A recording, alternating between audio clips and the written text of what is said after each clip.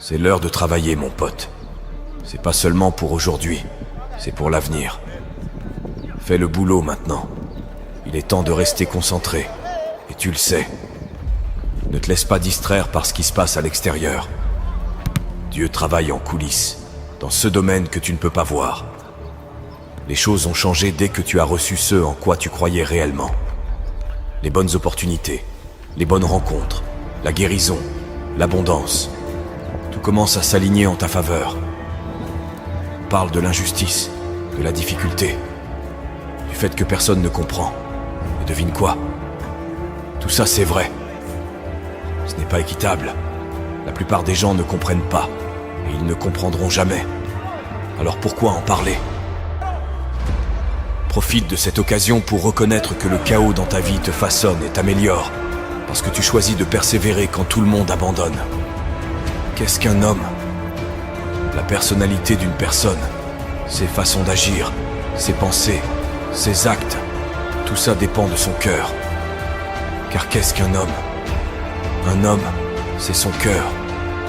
Un cœur menteur et trompeur signifie un homme menteur et trompeur. Un cœur mort signifie un homme mort. Peu importe la célébrité, la richesse ou la renommée, s'il n'a pas un grand cœur, il ne peut pas être grand. Et si le cœur est grand, l'homme reste grand en toutes circonstances, qu'il soit riche ou pauvre, grand ou petit.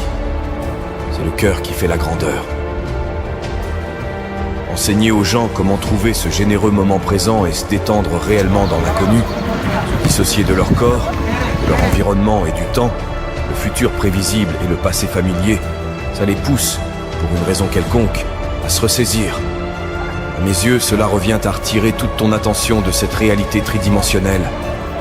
Et c'est là que la porte vers la création et le moment mystique commence vraiment à s'ouvrir pour les gens.